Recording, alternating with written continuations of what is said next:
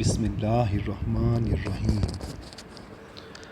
ایک یہودی اور مسلمان چرواہا۔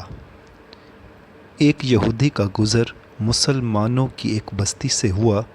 اس کے دل میں ایک ترکیب آئی کہ کیوں نہ میں انہیں ان کے دین کے تعلق سے ان کے دلوں میں شکوک و شبہات پیدا کروں اور انہیں ان کے علماء سے بدظن کر دوں۔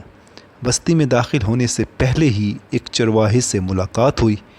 یہودی نے سوچا کہ کیوں نہ اسی جاہل سے اس کی ابتدا کی جائے اور اس چرواہے کے دل و دماغ میں اسلام کے خلاف شکوک و شبہات پیدا کیے جائیں۔ یہودی نے اس چرواہے سے ملاقات کی اور کہا کہ میں ایک مسلمان مسافر ہوں۔ باتوں ہی باتوں میں یہودی کہنے لگا کہ ہم مسلمان قرآن مجید کو یاد کرنے کے لیے کتنی مشقت اٹھاتے ہیں، جبکہ یہ قرآن 30 اجزاء پر مشتمل ہے، لیکن قرآن سے بے شمار آیات متشابہ ہیں جو ایک جیسی ہی ہیں۔ بار بار دہرانے کی کیا ضرورت ہے؟ اگر متشابہات کو نکال دیا جائے تو قرآن اور بھی مختصر ہو جائے گا اور یاد کرنے میں بہت آسانی بھی ہو جائے گی۔ چرواہا اس کی بات غور سے سنتا رہا اور خاموش رہا۔ جب یہودی کی بات مکمل ہوئی تو چرواہے نے کہا کہ واہ، تمہارا خیال تو بہت اچھا ہے۔ یہودی دل ہی دل میں بہت خوش ہوا کہ یہ چرواہا میرے جال میں آ گیا۔ پھر اچانک چرواہے نے کہا کہ میرا ایک سوال ہے۔ یہودی نے کہا پوچھئے تو صحیح۔ تم چاہتے ہو کہ قرآن میں جو متشابہات یا تکرار ہے اس کو نکال دینا چاہیے؟